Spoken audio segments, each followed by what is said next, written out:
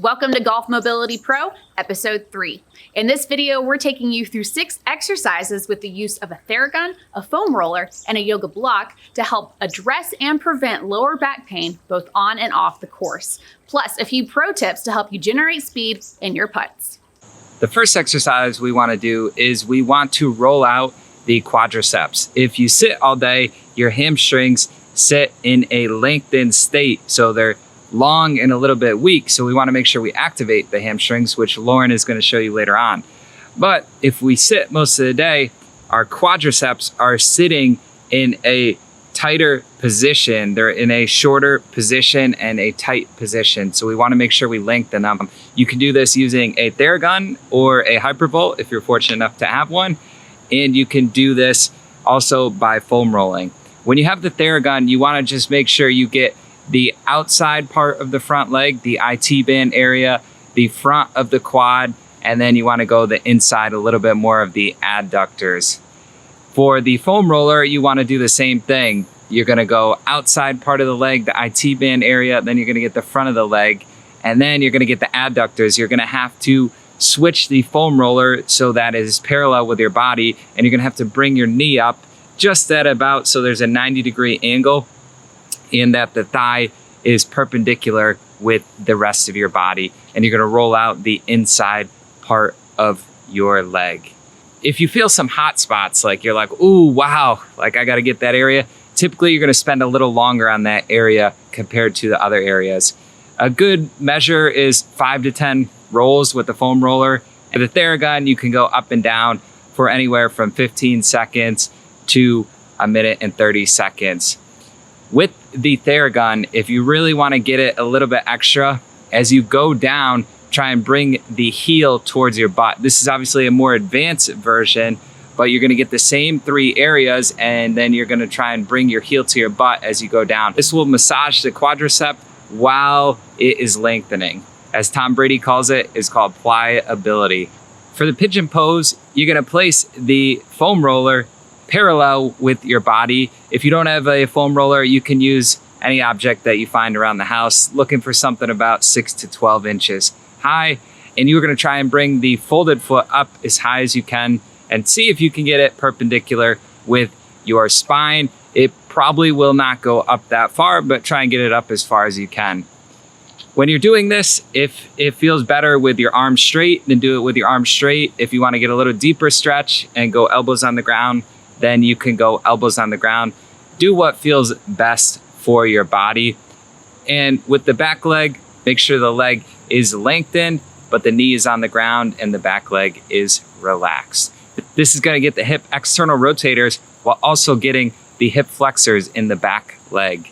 For the half kneeling hip flexor stretch with internal rotation, you are going to place the foam roller at about a 30-degree angle. This will allow your hip to go into internal rotation. If this is too easy with the foam roller and you don't feel enough stretch in the front of your back leg, then you can use an object up to about the bottom part of the height of your knee, and you will really feel that stretch in the front of your leg. With the front leg, you're going to place it forward and you're going to bend the knee forward as you go into position. Once you feel the stretch in the back leg and the hip flexor, then you are going to raise your arm up and you're going to reach it up to the sky first. Once you reach it up to the sky, you're going to reach it a little bit towards the middle of your body, but don't go too much. There's a tendency to overdo the lateral flexion on this one. You want to think the spine is going into a nice and lengthened state. You don't just want to crunch it over to the side. You want to think nice long spine, and once you are reaching up, just slightly reach over to kind of open up that side of the spine. My name is James Giampaolo, first assistant golf professional at Fairview Country Club in Greenwich, Connecticut, and I'm here to help you get the ball rolling. Here's an aid to help you with checking to see if your eyes are looking where you actually think they are.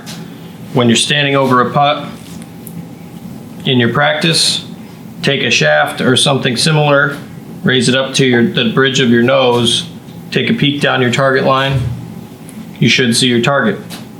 If you're open or closed, or really tilting your head to see your target line, you may want to readjust.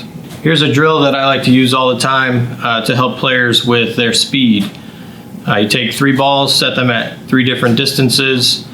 And why I particularly like this drill is because it takes away aiming, takes away the hole, and gets you just solely focused on good speed.